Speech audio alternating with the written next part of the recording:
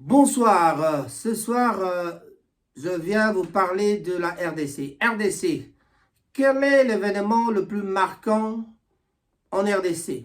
Qu'est-ce qui a plus marqué en République démocratique du Congo?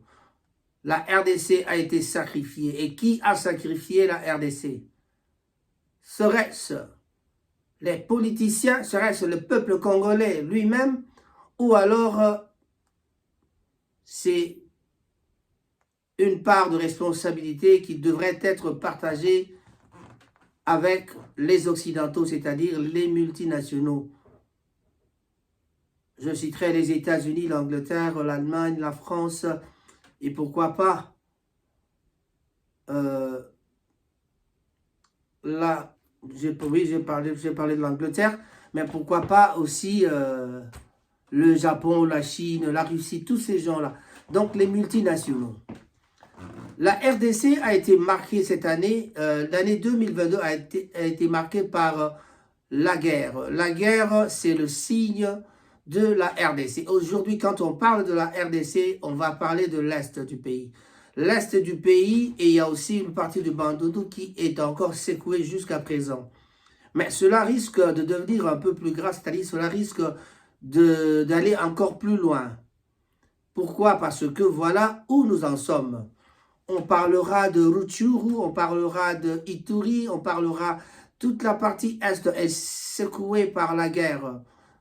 Il y a plein de villages, la ville, le village, la commune, la localité de Bunagana est jusqu'aujourd'hui occupée par les rebelles et le M23 et les Rwandais. On en parle, mais il n'y a pas de solution. Qu'en pense le gouvernement? Le gouvernement ne dit rien à propos de Bunagana. On parle de forces étrangères qui viennent de s'installer, qui vont s'installer, qui sont en train de s'installer en RDC. Donc, on aura une affaire de 3000 militaires étrangers qui vont aller habiter dans les zones tampons. Et dans les zones tampons, le Congo ou alors le Congolais ne peut pas y habiter. C'est-à-dire qu'il n'y aura plus que les étrangers qui seront là. Qu'est-ce qui se raconte dans les rues maintenant? On raconte que ce serait peut-être une occasion pour confirmer la balkanisation. Vrai ou faux? Nous n'en savons rien. Mais alors, que dire, que faire? Que le Congolais ouvre ses yeux. Le Congolais doit partir de cette information, de ces informations, pour pouvoir essayer d'ouvrir les yeux et essayer de motiver encore toute la population. Donc, la population doit être motivée. Donc, les politiciens doivent peut-être motiver la population congolaise pour pouvoir essayer de contrer ce mouvement et l'arrivée, parce qu'il y a bien de gens qui ne sont pas d'accord. Il y a déjà M. Katumbi qui n'est pas d'accord avec l'arrivée de cette force étrangère qui vient de s'installer au Congo. Mais alors, que faut-il faire? Ce qu'il faut faire, c'est les Congolais doivent multiplier des revendications. Pourquoi dans les zones tampons, on doit mettre seulement les étrangers? Quand les étrangers vont s'installer là, qu'est-ce qui va y arriver? Parce que à l'est où il y a la guerre, qu'est-ce qu'il y a là-bas? Ce sont les minéraux. Nous avons le cobalt, nous avons le zinc, le lithium, nous avons le diamant, de l'or. Il y a notre faune aussi, la forêt qui comporte des plantes. Alors, que faire? Et la question dont on se pose, on n'a même pas de solution. Le gouvernement doit trouver une solution. Mais nous avons des propositions à faire aussi. Mais que devons-nous faire? Mais qui en est le responsable? La question est posée, ce sont peut-être les politiciens, c'est peut-être la population elle-même. Mais peut-être la population ne dira jamais que je suis responsable de ça. La population dira non, ce sont les politiciens. Et les politiciens, qu'est-ce qu'ils se disent? Ils bouche bée, ils ne disent rien. Et quand on ne dit rien, ça veut dire que qui ne dit mot consent. Et c'est ce qui ne va pas dans le Congo, c'est ça. Dans notre pays, c'est ça. Au Congo, ce qui ne va pas, c'est ça. Le politicien ne dit absolument rien par rapport à la prise de Bunagana, par rapport à Minembwe qui est devenue une commune qui a été ovationnée par tant d'autres politiciens qui ont accepté cela. Mais voilà, c'est là le problème. La guerre, mais pourquoi cette guerre? Nous savons tous très bien que la guerre de l'Est est une guerre pas tribale, c'est pas une guerre tribale, c'est une guerre des étrangers qui viennent pour voler.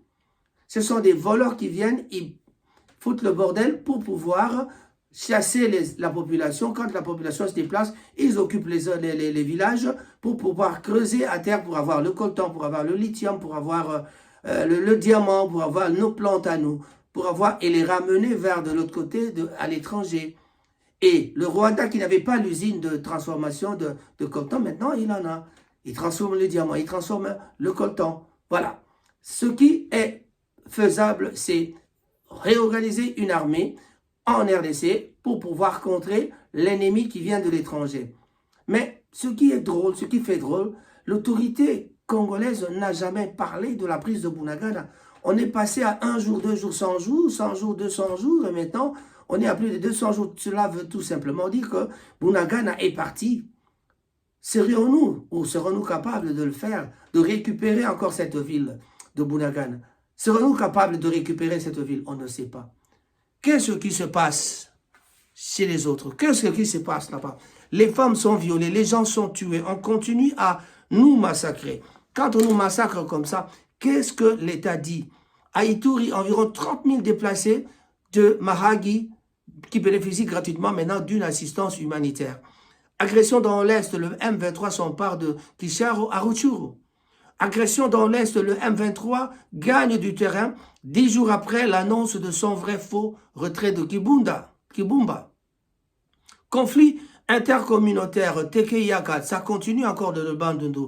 L'armée annonce la fin des opérations militaires à Kwamut et à Bagata. Donc, la RDC est secouée par des troubles par-ci par-là. Le Nord Kivu, plus de 365 ADF neutralisés par l'armée en 2022. Beni, les FRDC sauvent 2 otages des ADF. Ituri, environ 50 000 déplacés, là c'est 20 heures passées, 50 000 déplacés vivent dans la précarité suite aux affrontements entre les milices Codeco et Zahir à Mahagi. Rupture USL, le camp Katumbi, une démissionnée de plus dans le Haut-Katanga. Il y a une femme qui est aussi dans la province là-bas qui a démissionné. Vous êtes sans ignorer qu'il y a déjà 3 ministres qui avaient démissionné à Kinshasa. Nicolas Kazadi accuse les ex-alliés de Tshisekedi de vouloir créer le chaos avec les complices extérieurs et intérieurs. Agression dans l'Est, 2 autres massacres à l'actif du M23 répertoriés par les experts de l'ONU à Ruvumu et à Ruseke. Nord Kivu, les ADF ôtent la vie à un civil à Beni. Affaire Bukangalonzo, oh là là là là. Les voleurs, il y a les voleurs, les politiciens, ils continuent à voler. Affaire Bukangalonzo qui continue, c'est une aberration d'imaginer qu'il existe un citoyen qui ne soit pas justiciable. Ça, c'est Patrick Mouyaya qui le dit. Félix Tshisekedi demande un 2e mandat à la population de Mbuji-Mayi. C'est déjà la propagande qui commence. Hein. Élection 2023, la carte que nous avons actuellement est la plus sécurisée de toutes les cartes produites par la CENI à ce jour. Ça, c'est Denis Kadima qui le dit. Mais attention avec ces cartes-là, parce que ces cartes-là, ça vous rend vilain, ça vous rend un peu moche. Donc, ils ont réussi, ils ont échoué, ils le savent eux-mêmes. Mais la qualité de la carte n'est pas vraiment bonne, hein, parce que les gens ont leur visage un peu transformé, différemment. Donc, à Ituri, l'armée libère 19 otages des ADF dans plusieurs villages d'Irumu. RDC, l'armée souhaite une victoire totale sur les ADF en 2023. Kasaï Occident-Oriental, Félix Tshisekedi a inspecté l'évolution des travaux de réhabilitation de l'université officielle de Mbuji-Mayi. RDC, livre blanc levé du régime de notification retrait du M23, retour sur les faits marquants de décembre 2022.